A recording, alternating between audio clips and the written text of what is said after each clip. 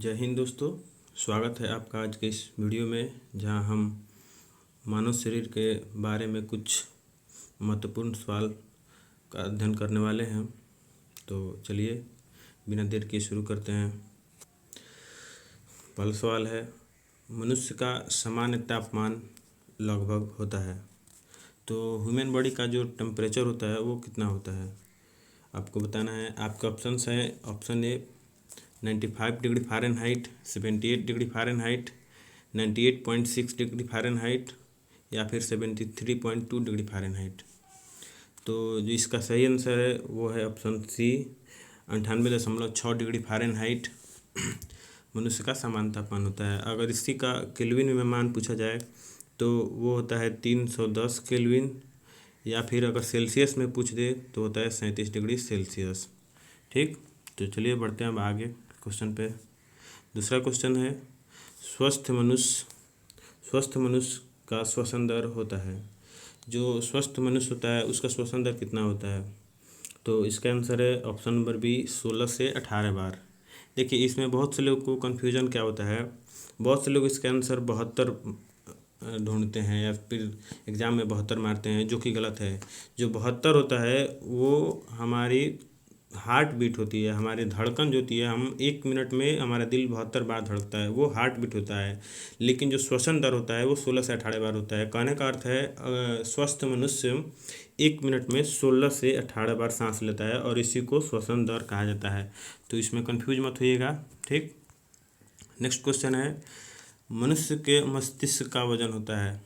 Human brain का जो वजन होता है वो 1350 ग्राम होता है। ठीक, और एक चीज़ और बताऊँ आपको दोस्तों, ह्यूमन ब्रेन हमारे बॉडी में जो है सबसे ज़्यादा ऑक्सीजन कंज्यूम करता है। हम जो सांस लेते हैं उसका लगभग 20% ऑक्सीजन केवल हमारा ब्रेन ही खपत कर जाता है, जो कि हमारे शरीर में किसी भी अंग के द्वारा खपत किए जाने वाला सबसे ज़्यादा ऑक्सीजन की मात्रा होता है। ठीक, पांचवा क्वेश्चन है, मानव शरीर की सबसे बड़ी हड्डी होती है। तो मानव शरीर की जो सबसे बड़ी होती है वो होती है फीमर, और ये कहाँ पाया जाता है? जांघ में। और इसी तरह अगर छोटी हड्डी पूछ ले तो छोटी हड्डी स्टेपिज, और ये कान में पाया जाता है। ठीक, छठा क्वेश्चन है, मनुष्य लोहा किससे प्राप्त करता है? हमारे शरीर में जो है लोहा यानी आयरन वो किससे प्राप्त होता है? तो इसका आंसर है पालक से। पालक हो या फिर हरी पत्तेदार सब्जियां हो, उसमें प्रचुर मात्रा में आयरन पाया जाता है। और आयरन जो होता है, आयरन की अगर आपकी कमी होती है तो आपको एनीमिया नामक रोग होता है। एनीमिया नामक रोग होता है, इसी को रक्त अनियमितता भी कहा जाता है। इसमें खून की कमी होना या फिर थकान जैसी बीमारियां होने लगती है। तो याद रखिएगा, हमें आयरन कहाँ से मिलता है? पालक या फिर हरे पत्तेदार सब्जियों से। बढ़ते हैं नेक्स्ट क्वेश्चन की तरफ। हमारा नेक्स्ट क्वेश्चन है, शरीर में किस पोषक तत्व का पाचन की शुरुआत सबसे पहले होता है? हमारा शरीर में सबसे पहले कर रहा है, हमारे शरीर में जो हम खाना खाते हैं उसमें तरह तरह के विटामिन्स, मिनरल्स, कार्बोहाइड्रेट, वसा, प्रोटीन आदि पाया जाता है। तो उसमें जो सबसे पहले हमारे शरीर में वो कौन सा न्यूट्रिशंस पचता है? तो इसका आंसर है कार्बोहाइड्रेट। हमारे शरीर में जो कार्बोहाइड्रेट होता है वो सबसे पहले पाचन उसका शुरुआत हो जाता है, ये मुंह से ही पचना ये चालू हो जाता है। ठीक, तो अब आठवां क्वेश्चन है, स्वस्थ मनुष्य का रक्तचाप होता है। स्वस्थ मनुष्य का रक्तचाप कितना होता है? ये शायद आपको मालूम हो। हम जब भी मेडिकल स्टोर पे जाते हैं तो ये आजकल तो ब्लड प्रेशर का नॉर्मल हो गया है सभी का। आजकल तो ब्लड प्रेशर की बीमारी नॉर्मल हो गया है, देखने को बहुत मिलता है। हो सकता है आपको मालूम हो। इसका जो सही आंसर है वो है ऑप्शन डी, 120/80। 120/80 एक स्वस्थ मनुष्य का ब्लड प्रेशर यानी रक्तचाप होता है। इसमें थोड़ा बहुत वेरिएशन चल सकता है, लेकिन अब आपके दिमाग में सवाल आएगा, अगर 120/80 ये वास्तव में है क्या? तो देखिए, ये इसमें एक चीज़ जो होता है, इसमें सिस्टोल और दूसरा जो होता है डाइसिस्टोल। एक इसमें सिस्टोल को निरूपित करता है और एक डाइसिस्टोल को निरूपित करता है। ठीक, यानी एक वैल्यू सिस्टोल को दर्शाता है जो कि 120 के आसपास होना चाहिए, और एक डाइसिस्टोल को दर्शाता है। और अगर आपसे एग्जाम में पूछ लिया जाए कि जो ब्लड प्रेशर होता है, जो रक्तचाप होता है, वो मापने की मशीन उसको क्या कहा जाता है? तो उसको कहा जाता है दोस्तों स्फिग्नोमैनोमीटर। स्फिग्नोमैनोमीटर जो ब्लड प्रेशर मापने की मशीन होती है। ठीक, बढ़ते हैं अब अगले क्वेश्चन की तरफ। 9वां क्वेश्चन है, शरीर में रक्त परिभ्रमण में लगा समय होता है। बताइए शरीर में जो हमारे रक्त परिभ्रमण होता है वो कितने टाइम में हो जाता है। तो इसका ऑप्शन है सी, 23 सेकेंड। 23 सेकेंड में हमारे शरीर में जो हमारा ब्लड है वो पूरी तरह से परिभ्रमण कर लेता है। कहने का अर्थ है कि 23 सेकेंड में हमारे जो शरीर का ब्लड है वो सर से उसको पाँव तक आने में, सभी अंगों को होते हुए वो सर से लेकर पाँव तक मात्र 23 सेकेंड में इतनी दूरी को चल सकता है या इतनी दूरी में वो भ्रमण कर सकता है। तो इसी को परिभ्रमण, रक्त परिभ्रमण में लगा समय कहा जाता है। ठीक, उम्मीद करता हूँ आपको ये क्वेश्चन समझ आ रहे होंगे। बढ़ते हैं अपने अगले क्वेश्चन की तरफ। हमारा अगला क्वेश्चन है, मनुष्य में रक्त की मात्रा अगर आपसे पूछा जाए वो कितना होता है। तो रक्त की मात्रा एडल्ट ह्यूमन में 5 से 6 लीटर होता है। और 5 से 6 लीटर ये जो ब्लड का मात्रा होता है ये मनुष्य के वेट के, वजन के अनुपात में भी होता है। अगर मनुष्य के कुल वजन का लगभग 7% हमारे ब्लड पाया जाता है। अर्थात अगर किसी आदमी का वजन 100 kg है तो 100 kg के आदमी में 7% अर्थात 7% उसका ब्लड पाया जाएगा। ठीक, तो अगर लीटर में पूछा जाए तो 5 से 6 लीटर, अगर परसेंटेज से पूछा जाए तो हमारे शरीर में हमारे कुल वजन का 7% ब्लड पाया जाता है। 11 नंबर क्वेश्चन है, रक्त को शुद्ध करता है। बताइए रक्त को शुद्ध कौन करता है। आपका ऑप्शन है किडनी, जिसको ब्रिक भी कहा जाता है, या फिर यकृत, हड्डियाँ, या फिर फेफड़े। तो हमारे शरीर में जो रक्त को शुद्ध करता है वो किडनी शुद्ध करता है। इसमें बहुत लोग के दिमाग में हार्ट आ रहा है, हार्ट आएगा आंसर, लेकिन ये गलत है। हार्ट हमारे शरीर में ब्लड को शुद्ध नहीं करता है बल्कि वो पंप करता है। वो शुद्ध और अशुद्ध को अलग करता है। उसमें हमारा हार्ट का काम है जो धमनी में कौन सा ब्लड भेजना है और सीरा में कौन सा ब्लड भेजना है। लेकिन अगर अशुद्ध ब्लड को शुद्ध करने का कहा जाए तो अशुद्ध को शुद्ध करता है किडनी, और हार्ट क्या करता है, इसको शरीर में पंप करता है। ठीक,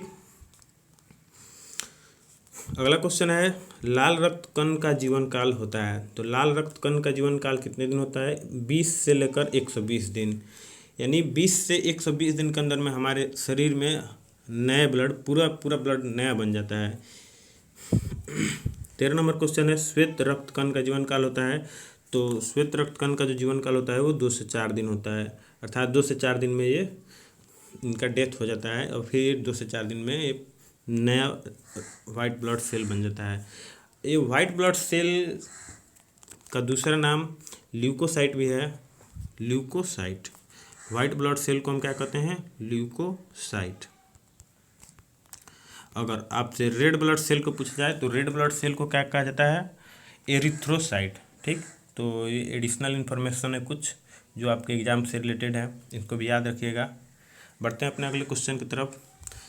सर्वदाता यानी यूनिवर्सल डोनर, यूनिवर्सल रक्त डोनर जो होता है वो किस ब्लड ग्रुप वालों को कहा जाता है। ए ब्लड ग्रुप वाले, B blood group, A B या फिर ओ। इन चारों ब्लड ग्रुप में से किसको यूनिवर्सल डोनर यानी कि सर्वदाता कहा जाता है। तो जो सर्वदाता होता है वो ब्लड ग्रुप वाले होते हैं। अर्थात वो ब्लड ग्रुप वाले जो होते हैं जिनका ब्लड ग्रुप ओ है उनको यूनिवर्सल डोनर कहा जाता है। और वो चाहे तो इन तीनों में से, चारों में से किसी को भी अपना ब्लड दे सकते हैं। जिनका ब्लड ग्रुप वो है, वो ए हो, बी हो, ए बी हो या फिर ओ हो, किसी भी ब्लड ग्रुप वाले आदमी को अपना ब्लड डोनेट कर सकते हैं या दे सकते हैं, इसलिए इनको डोनर, यूनिवर्सल डोनर कहा जाता है। और ठीक इसी का उल्टा अगर सर्वग्राही कहे, सर्वग्राही यानी यूनिवर्सल रिसेप्टर, यूनिवर्सल रिसेप्टर किसे कहा जाता है, तो वो कहा जाता है ए बी ब्लड ग्रुप वालों को। ए बी ब्लड ग्रुप वाले जो होते हैं इनको यूनिवर्सल रिसेप्टर कहा जाता है। ये किसी से भी ब्लड ले सकते हैं। ठीक, तो बढ़ते हैं अब अगले क्वेश्चन की तरफ।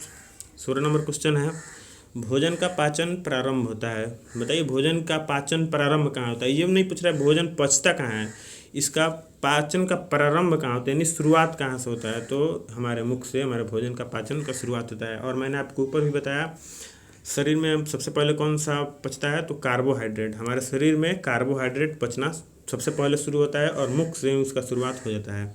ठीक, बढ़ते हैं अगले क्वेश्चन की तरफ। 17 नंबर क्वेश्चन है, शरीर का सबसे बड़ा बाह्य अंग। बाह्य अंग बताना है तो आप सबको मालूम है त्वचा है। बाह्य अंग तो त्वचा तो हमारे पूरा ऊपर से लेकर पाँव तक सबसे बड़ा अंग तो यही है। 18 नंबर क्वेश्चन है, मानव शरीर का सबसे बड़ा आंतरिक अंग। जो बाह्य अंग पूछ रहा था उसका तो आंसर त्वचा था, लेकिन आंतरिक जो पूछ रहा है यानी हमारे शरीर के अंदर जो पाया जाता है उसमें सबसे बड़ा बताइए क्या होता है। मस्तिष्क होता है, हृदय होता है, गुर्दा होता है या फिर यकृत होता है। इन चारों में से कौन सा हमारे शरीर के अंदर आंतरिक जो है सबसे बड़ा है? तो इसका आंसर है यकृत। हमारे शरीर के अंदर जो यकृत पाया जाता है वो हमारे आंतरिक अंगों में सबसे बड़ा है। और अगर आपसे एक एनटीपीसी के एग्जाम में पूछा गया था गुर्दे का यानी किडनी का वजन पूछा गया था, तो ये इसमें जो गुर्दा होता है, किडनी, हमारे जो दो किडनियाँ होती है उनका वजन 150 ग्राम के आसपास होता है। यानी 150 ग्राम उनका वजन होता है किडनियों का, तो ये भी याद रखिएगा। बढ़ते हैं 19 नंबर क्वेश्चन की तरफ। मनुष्य में पसलियाँ पाई जाती है। मनुष्य में कितनी पसलियाँ पाई जाती है? तो इसका आंसर है 12 जोड़ी पसलियाँ पाई जाती है। 12 जोड़ी यानी 24 पसलियाँ, यानी 12 हमारे शरीर के लेफ्ट साइड में जो हमारे छाती में जो हड्डियाँ पाई जाती है इन्हीं को पसली बोला जाता है, और इनकी संख्या 12 जोड़ी होती है। 12 जोड़ी, 12 राइट साइड या 12 लेफ्ट साइड, 12 12 24, 24 को ही 12 जोड़ी बोला जाता है। ठीक। 20 नंबर क्वेश्चन की तरफ। शरीर में हड्डियों की कुल संख्या बताना है। तो शरीर में हड्डियों की कुल संख्या एडल्ट ह्यूमन में जो वयस्क मनुष्य है उसके अंदर 206 हड्डियाँ पाई जाती है। लेकिन आश्चर्य की बात है आपको जानकर 300 हड्डियाँ जो होती है वो नवजात शिशु में, जो न्यू बॉर्न बेबी होता है, वो बेबी के अंदर 300 के आसपास हड्डियाँ पाई जाती है, लेकिन अडल्ट ह्यूमन में 206 हड्डियाँ पाई जाती है। अब आपके दिमाग में एक सवाल आएगा कि छोटे बच्चे में जब 300 हड्डियाँ पाई जाती है तो इनकी संख्या बढ़ना चाहिए, क्योंकि हमारे शरीर में हर चीज़ बढ़ रहा है, कान, हाथ उम्र के साथ साथ बढ़ता है, लेकिन ये 300 से 206 क्यों हो जाती है? तो आपको बता दूं, जो 300 हड्डियाँ होती है, जो बेबी जो बड़ा होने लगता है उम्र के साथ साथ, तो इनमें छोटी छोटी बेबी के अंदर छोटी छोटी हड्डियाँ पाई जाती है, और जो इनका विकास होता है तो इसी क्रम में छोटी छोटी हड्डियाँ मिलकर बड़ी हड्डियाँ भी बन जाती हैं। यानी छोटी छोटी हड्डियाँ अगर मिली हुई हैं तो ये कभी कभार बड़ी हड्डियाँ भी बन जाती है। तो इस तरह 300 हड्डियाँ न्यू बॉर्न बेबी में होती है, लेकिन एडल्ट ह्यूमन में आते आते 206 बच जाती है, इनका विकास हो जाता है। अब आते हैं 21 नंबर क्वेश्चन की तरफ। दांतों और हड्डियों की संरचना के लिए आवश्यक तत्व है। तो दांतों और हड्डियों के लिए आवश्यक तत्व कैल्शियम एवं फास्फोरस दोनों की आवश्यकता होती है। अगर सिर्फ कैल्शियम बोले तो भी गलत, अगर सिर्फ फास्फोरस बोले तो भी गलत, इन दोनों की आवश्यकता होती है। इसलिए हम जब भी हमारी हड्डियों को कमजोरी होती है तो कैल्शियम की गोली दिया जाता है, या बुढ़ापे में अक्सर लोगों को कैल्शियम की कमी हो जाती है तो इस दौरान उनकी हड्डियाँ भी कमज़ोर हो जाती है। तो याद रखिएगा दांतों और हड्डियों के लिए जो आवश्यकता तो वो कैल्शियम और फास्फोरस है। ठीक। अब बढ़ते हैं 22 नंबर क्वेश्चन। तो 22 नंबर क्वेश्चन है, इसमें मानव शरीर में कौन सा पदार्थ तत्कालिक ऊर्जा का मुख्य स्रोत है, यानी इंस्टेंट एनर्जी, तत्कालिक ऊर्जा। तो हमारे शरीर में जो इंस्टेंट एनर्जी या तत्कालिक ऊर्जा का जो मुख्य स्रोत है वो है कार्बोहाइड्रेट। अक्सर आप देखते हो खेल के दौरान जो खिलाड़ियों का जूस चूस जाता है उसमें कार्बोहाइड्रेट प्रचुर मात्रा में पाया जाता है, ताकि खिलाड़ियों के अंदर इंस्टेंट एनर्जी, तत्कालिक ऊर्जा आ सके, क्योंकि फील्ड पर उतना तो उनके पास टाइम होता नहीं है। तो तत्कालिक ऊर्जा का मुख्य स्रोत कार्बोहाइड्रेट है। ठीक। बढ़ते हैं 23 नंबर क्वेश्चन की तरफ। इसमें 23 नंबर क्वेश्चन है, मनुष्य की सबसे छोटी ग्रंथि बताना है। तो सबसे छोटी ग्रंथि वो पिट्यूटरी ग्लैंड होती है। पिट्यूटरी ग्लैंड, जिसको पीयूष ग्रंथि भी कहा जाता है, या फिर इसका एक दूसरा नाम मास्टर ग्रंथि भी इसको कहा जाता है। हमारे शरीर में ग्लैंड्स का क्या काम है, अर्थात ग्रंथियों का क्या काम है? तो हमारे शरीर में जितने भी एंजाइम्स होते हैं उन एंजाइम्स का स्राव इन ग्रंथियों द्वारा ही होता है, और इसी में से एक ग्रंथि है पिट्यूटरी या पीयूष ग्रंथि या मास्टर ग्रंथि, जो हमारे शरीर की सबसे छोटी ग्रंथि है। अगर बड़ी ग्रंथि की बात करें तो हमारे शरीर की सबसे बड़ी ग्रंथि जो होती है यकृत में पाई जाता है। ठीक। अब बढ़ते हैं नेक्स्ट क्वेश्चन की तरफ। अगला क्वेश्चन है, शरीर में ऊतकों का निर्माण किससे होता है? हमारे शरीर में ऊतक किससे बनते हैं? तो प्रोटीन से बनते हैं। हमारे शरीर में प्रोटीन से ही ऊतक बनते हैं, या मसल्स बोलिए, जो हमारे शरीर में मसल्स होते हैं वो प्रोटीन अगर कम ही होगा तो मसल्स का भी ऑटोमेटिक कमी हो जाएगा, क्योंकि प्रोटीन ही नहीं होगा तो उन मसल्स या ऊतकों का विकास नहीं हो पाएगा। यही कारण है कि जो लोग जिम वगैरह करते हैं उनको प्रोटीन की गोलियां या फिर ज़्यादा प्रोटीन वाली चीज़ खाने के लिए बोला जाता है, ताकि उनके ऊतकों का निर्माण अर्थात मसल्स का डेवलपमेंट अच्छा तरीक़े से हो सके। तो अब आते हैं अपने लास्ट क्वेश्चन की तरफ। हमारा लास्ट क्वेश्चन है 25 नंबर क्वेश्चन। पचे हुए भोजन का अवशोषण होता है। पचे हुए भोजन का अवशोषण, पचे हुए भोजन का अवशोषण कहाँ होता है? छोटी आंत में। अब देखिए, छोटी आंत और अवशोषण, इसको समझते हैं। जो छोटी हमारे भोजन जो है वो तो मुख से ही चालू हो जाता है पचना, हमारे मुंह से होते हुए ग्रास नली के जरिए, और ग्रास नली के बाद आमाशय, आमाशय के बाद छोटी आंत में। इनका पचना तो मुख से ही चालू होता है, लेकिन अवशोषण जो होता है उसका वो होता है छोटी आंत में। अवशोषण, अब जो हम खाना खाते हैं उसमें से कार्बोहाइड्रेट निकलता है, प्रोटीन निकलता है, खनिज लवण निकलते हैं, विटामिन्स निकलते हैं। उन सबको जो अवशोषित करने का जो कार्य करता है वो छोटी आंत है। छोटी ही आंत में ही इन सबको अलग अलग किया जाता है, कहाँ से किस भोजन से ज़्यादा विटामिन निकल रहा है, कहाँ से प्रोटीन निकल रहा है, उन सबको अवशोषित करने का कार्य कौन करता है? छोटी आंत। तो इसलिए इस क्वेश्चन का जो आंसर है वो छोटी आंत ही होगा। तो आई होप दोस्तों कि आप सबको ये समझ आया होगा, उम्मीद करता हूँ। और इसी के साथ साथ आप सबका वीडियो देखने के लिए बहुत बहुत धन्यवाद। Thank you.